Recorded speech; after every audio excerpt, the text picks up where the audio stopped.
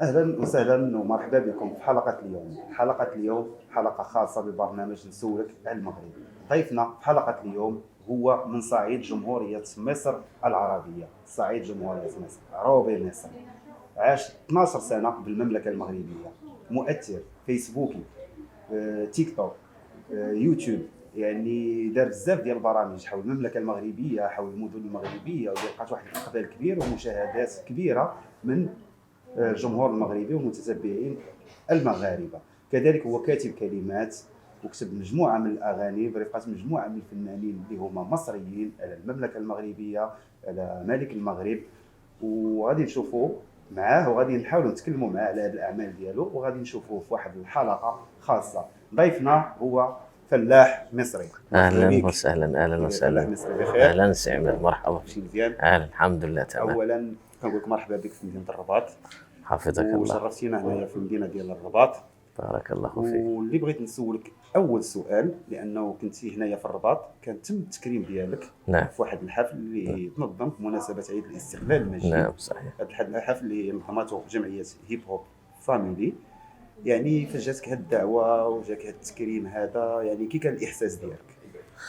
صراحة شفت بيني وبين نفسي أني لا أستحق التكريم، لأن شفت أن أنا التكريم كثير علي، لأن ما قدمه المغرب لي أكثر بكثير مما قدمته أنا للمغرب.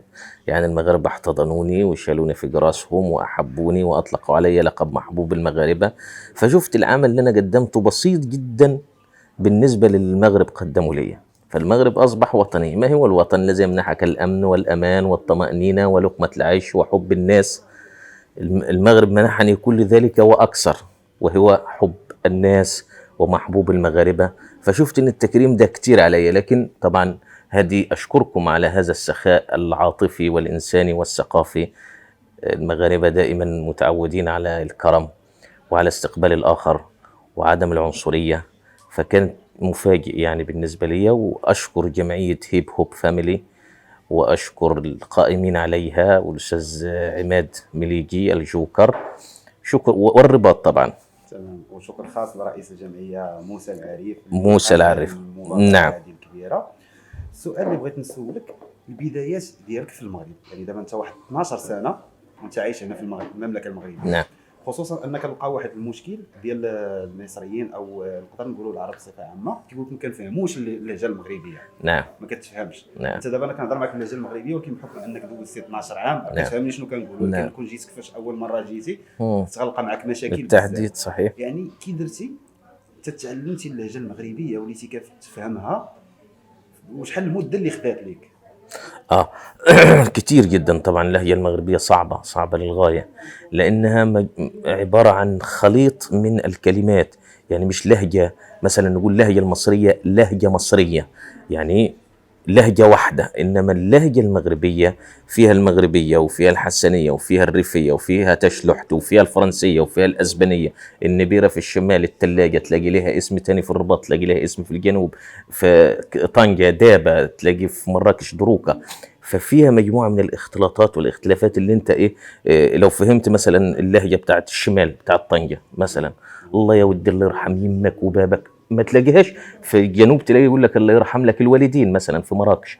فانت امام حالة من التعلم الدائم. انا قعدت فترة كبيرة جدا لحد ما حاولت اننا نفهم الدارجة المغربية. وبعد ما بعد ما حاولت نفكك مصطلحات الدارجة المغربية ونعرضها للناس. لذلك اقابل الناس في الشارع يقول لك انت لفت نظرنا لحاجات احنا ما كناش واخدين بالنا منها في الدارجة المغربية. فالدارجة المغربية صعبة، لكن يتحمل المسؤولية عن توصيل هذه الدارجة الإعلام المغربي والمغاربة. هم اللي لازم يوصلوا الدارجة بتاعتهم للعالم كله.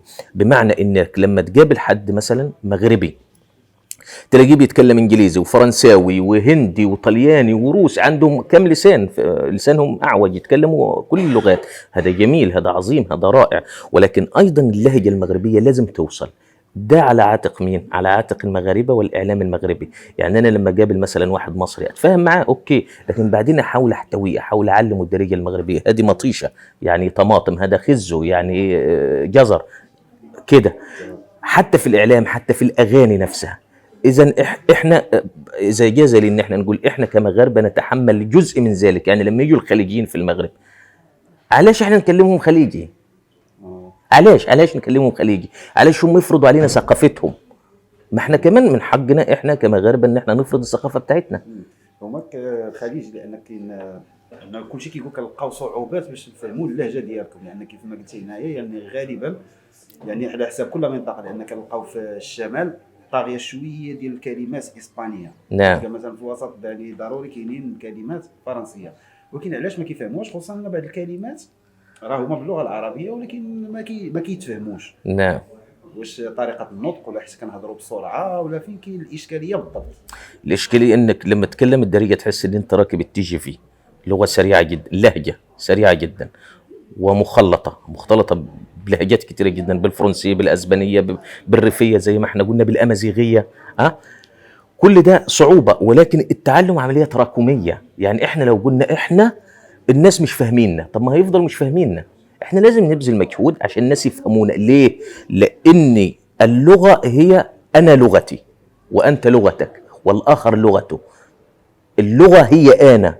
فانا عشان اوصل ثقافتي انا المغربيه مثلا للشرق لازم اعلم الشرق اللغه بتاعتي. طب اعلمهم ازاي؟ احنا فضلنا في منأى قرون عديده عن الشرق.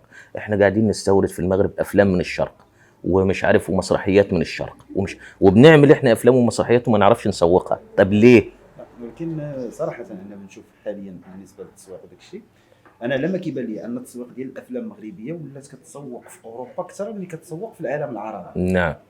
خصوصا حاليا السينما المغربيه ولات كتعرف واحد الطفره، واحد الانجاز، ولينا كنشوفوا حتى افلام مشاركات فنانين مصريين، عظيم. مسلسلات. عظيم. يعني كاين واحد كيف ما كنقولوا واحد التطور، واحد ديفلوب طبعا جميل في السينما والانتاج المغربي. كذلك الموسيقى، لانه ولينا كنشوفوا بالرغم ان كانت الموسيقى المغربيه يعني كانوا فنانين خالدين وداك الشيء، ولكن فنانين شباب لقيناهم هما اللي طغاو وداروا بلاصتهم يعني في الموسيقى العربيه، مثل سعد المجرد، مثل حاتم عموريه، مجموعه من الفنانين اللي داروا بلاصتهم وسوقوا هذا الشيء. انا كتبان لي هذه الاشكاليه، واش هذا الشيء يقدر يعاون ان الناس يزيدوا يفهموا الدارجه ولا لا؟ المغرب فيه كنز خام في جميع المجالات. يعني في مجال الغنى اجمل اصوات في الوطن العربي موجوده في المغرب، بدليل ان المغرب كل سنه ياخد مش عارف ذا فويس وارب ايدل وما الى ذلك.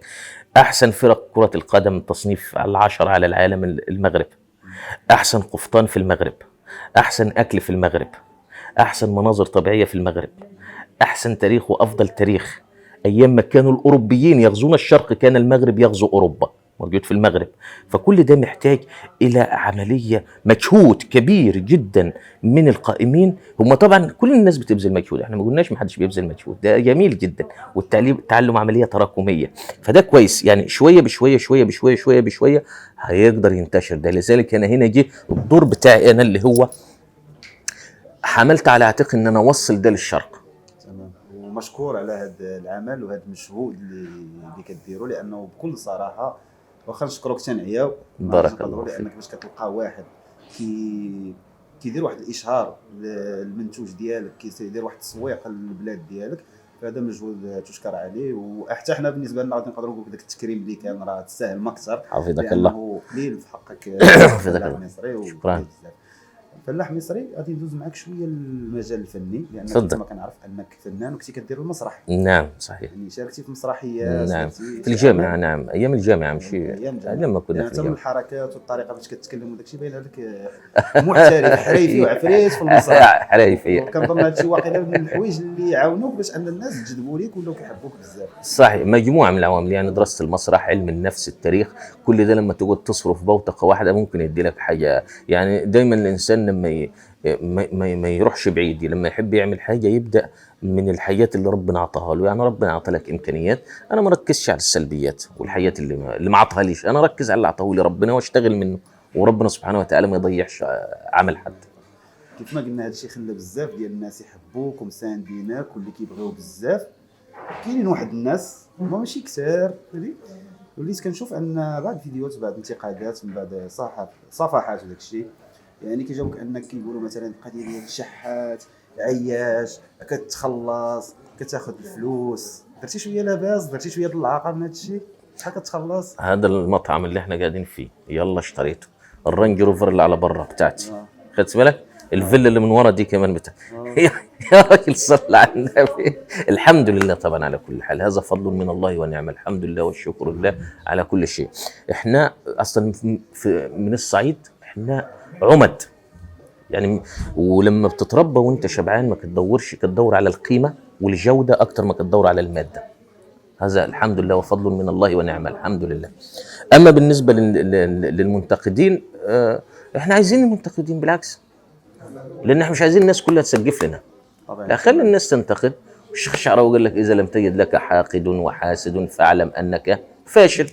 فكل العظماء طبعا، احنا مش معناها انا من العظماء، كل الناس يعني، حتى شخص سيدنا النبي صلى الله عليه وسلم قالوا عنه ساحر، وقالوا عنه كاهن، وقالوا عنه مجنون، كانوا يقول عليه الصادق الامين البارح.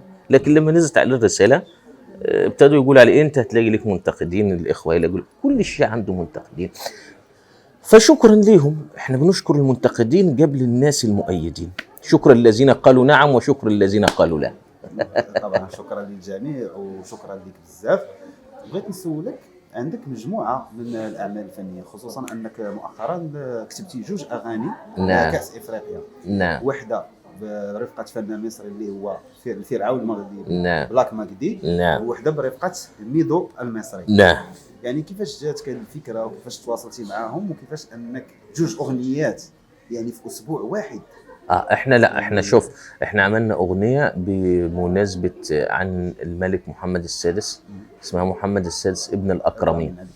نعم. ولكن مزيان نتكلم عليها دابا. مع الاولى انت والفرعون المغربي بلاك ماكدي. نعم. اللي كنحيوه بحراره وكنوجهوا ليه اجمل التحيات ان شاء الله. وانا بوجه له التحيه لانه اجتهد وعمل هو والمجموعه اللي معاه، يعني كانوا يشتغلوا ليل ونهار عشان يطلعوا الاغنيه بتاعت جلاله الملك محمد السادس نصره الله. بالنسبه لميدو انا ما عملتش معاه اغاني. الاغنيه بتاعت ميدو هو عاملها مع حد تاني مغربي. الاغنيه التانيه بتاعت كاس العالم، احنا كنا عايزين، احنا مصر مش مشاركه في كاس العالم، وبالتالي احنا المغرب مشاركه، يبقى احنا برضه مشاركين. تمام. فاحنا كنا عايزين نعمل حاجه اللي هي ايه، نقول لهم احنا فرحانين واحنا معاكم واحنا بندعمكم، واحنا المغربي يمثلنا برضه، لان احنا لما لان احنا لما كنا بنلعب في كاس افريقيا والمغرب خرجت، كانت بتشجعنا احنا، رغم ان احنا اللي خرجنا المغرب في الماتش. احنا اللي خرجنا المغرب والمغرب كانت بتشجعنا. انا شجعت انا بعتقد ان كرة القدم ديتي يعني هي اشرف الحروب، يعني هي الحاجة الوحيدة في الكوكب كله القادرة على تجميع الكرة الأرضية. يعني أنا عايزك تتصور معايا العالم كله، العالم مش أشخاص، العالم كله لما تكون في كرة، خد بالك العالم كله بيمشي يقول لك يعمل كده. شوف الموسيقى، اللغة الجسدية، ويعمل كده. ايه كرة القدم هي مايسترو، يحرك مشاعر العالم كله ويوحد العالم كله. فاحنا مع المغرب في قلبا، وعشان كده احنا عملنا الاغنيه ديت اللي هي بتاعت ديما مغرب ديما ديما. بلاك مجدي بذل مجهود رهيب جدا في هذه الاغنيه، 3 ايام وهو في الاستوديو عشان يخرج الاغنيه ديت. عمل مجهود خارق للعاده. وللعلم هذه الاغاني اللي احنا نعملها عن المغرب عشان الناس تتكلم عن الفلوس ولا بتاع، هذه مجهودات شخصيه، انتاج شخصي، يعني حبا في المغرب والمغاربه. احنا في حاجات اهم من الفلوس، الفرحه اهم من الفلوس، حب الناس اهم من الفلوس. تقدر تروح تشتري اي حاجه من السوبر ماركت ما عدا الفرحه. شنو تقدر تقول لنا على الرباط، يعني خصوصا انك مجموعه من المدن كتكلم عن التاريخ ديالها وعندك واحد الدرايه وكل شيء، شنو الفكره اللي عندك على تاريخ الرباط اللي انت باغي توصله ولا اللي باغي تعطيه؟ الرباط نقول هنا الرباط العاصمه، هنا الخيول الحاسمه، وقلب المغرب النابض، يحميك ربي يا ملهمه، رايتك ترفرف في السماء، يدوي الاذان في القاهره، في ربوعك الخضراء نتوضوا للصلاة. فالرباط العاصمة المغربية بنوها المرابطين، وكانت على تبة عالية واتخذوها عاصمة لهم، وكانت معنا رباط الخيل يعني. وكان من الحواضر العظمى الكبرى الأربع، الرباط، فاس، مكناس، مراكش. وفضلت عاصمة لحد يعني بعض الدول تاخد مثلا فاس وبعدين ينقل العاصمة للرباط، بعدين ينقل المكناس، لحد طبعا الدولة العلوية اتخذوا الرباط عاصمة لهم. وفيها طبعا جميع السفارات وفيها الإدارات والحكومات وما إلى ذلك، وأهلها ناس طيبين وكرماء ومضيفين. فتحية للرباط ولأهل الرباط، هذه المدينة التاريخية العظيمة الجميلة جدا. وشكرا بزاف على قبولك هذه الدعوه في البرنامج ديالنا، وشكرا بزاف على هذه الحلقه جميله بزاف. واخا نشكرك ثانيه ما غاديش حفظك الله. نقول شي حاجه. شكرا.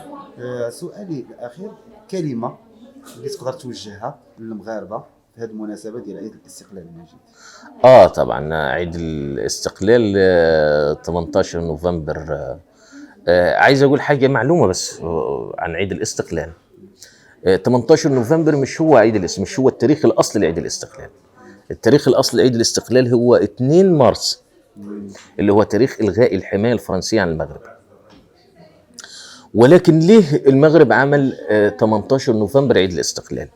جلالة الملك الحسن الثاني تولى العرش 1961، اعتلى العرش 1961 في 3 مارس، فلقي 2 مارس عيد الاستقلال و3 مارس عيد العرش، فلقي عيدين مع بعض. تمام. فراح اختار 18 نوفمبر. ليه اختار 18 نوفمبر؟ لأن 18 نوفمبر السلطان محمد الخامس بعد عودته من المنفى، كان منفي إلى كوستاريكا ومدغشقر من 53 ل 55، رجع سنة 55 عمل خطاب اسمه خطاب الاستقلال في 18 نوفمبر. هذا الخطاب جلالة السلطان محمد الخامس قال للمغاربة: أنا أبشركم بقرب نهاية الحماية الفرنسية عن المغرب. فالملك الحسن الثاني لغى 2 مارس عيد الاستقلال وخلاه 18 نوفمبر، ومن هنا جه 18 نوفمبر. طبعا عيد الاستقلال احنا عايزين نقول للمغرب، المغاربه، الاصدقاء، كل الناس نيابه عني ونيابه عن مصر كامله، كل سنه وانتم طيبين. هذا يوم وطني عظيم جدا. ورسالتي الاخيره لجميع المتابعين عندي على فيسبوك، على تيك توك، على انستغرام، على يوتيوب، على جميع مواقع التواصل: شكرا لكم على دعمكم، شكرا لكم على انكم بتبرطجوا فيديوهاتي، شكرا لكم على تعليقاتكم، شكرا لكم. يعني أنا أدين لكم حقيقة، يعني لولاكم ما كنت شيء، كنت رقم مجهول. ليه؟ لأن المعلومة اللي يمكن أنا ما قلتهاش قبل كده، إني مش أنا دي 12 سنة في المغرب ودي 12 سنة وأنا بشتغل في السوشيال ميديا، لا، أنا كنت بشتغل في التجارة لحد ما جت كورونا أخذت الأسود والأبيض وسابتنا على الحديدة، وبالتالي لجأنا إيه؟ يعني ما كنتش أنا بشتغل في السوشيال ميديا خالص، أنا دخلت السوشيال ميديا سنة واحدة فقط. فأنتم الذين صنعتم من هذه السنة ما لم أعمله في 11 سنة فاتت. فطبعا أنتم جميلكم على رأسي من فوق. يعني أنا مدين لكم بكل نجاح، مدين لكم بالشهرة، مدين لكم بالفضل، مدين لكم بأنهم سميتوني محبوب المغاربة. وعايز أشكر برضو أهم شخص في المغرب كامل الذي جعل المغرب على ما نحن عليه الآن، هو جلالة الملك محمد السادس نصره الله. أنا بسمي هذا العصر اللي احنا عايشين فيه العصر الملكي للمملكة المغربية. في الحمد لله رب العالمين إنجازات في كل المجالات، إنجازات كروية وإنجازات رياضية وإنجازات فنية وإنجازات ثقافية. احنا قاعدين مع بعض بنعمل ثقافة، وكنا لسه حاضرين هيب هوب فاميلي، صحيح؟ نشاط ثقافي وإنجازات مش عارف اقتصادية وعمران في كل مكان. فيعني تحية لهذا الملك العظيم اللي عمل في 20 سنة فقط بإجماع الخبراء الدوليين ما يحتاج إلى 50 سنة لإنجازه. فدي أنا بسميه الملك البراق بيسابق الزمان. فشكرا للملك العظيم جلالة الملك محمد السادس، وشكرا للشعب المغربي على حسن الاستضافة، وشكرا لجنود الخفاء الصحافة اللي هم الجند المجهول في أي عمل، هم دائما وراء الكاميرات بيشتغلوا وبيتعبوا وما بيظهروش للناس، والناس ما بتعرفش العمل ده بيظهر ازاي، لكن هم اللي بيطلعوا العمل دواتي للناس. فطبعا شكرا ليهم. شكرا لرئيس الجمعية موسى العريف، جمعية هيب هوب فاميلي. شكرا للأستاذ عماد المليجي. تمام. وشكرا لجميع من ساهم في انجاح هذه الحلقه. تحيه للناس ديال التصوير والاخراج، السيد انس عيسي، وكذلك عبد المولى، وكذلك طاهر مهندس الصوت. شكرا لكم بزاف. شكرا خاص لمطعم لالا غيتا على هذا المكان الجميل والمكان الرائع. شكرا جمعيه هيب هوب فاميلي. طب وشكرا.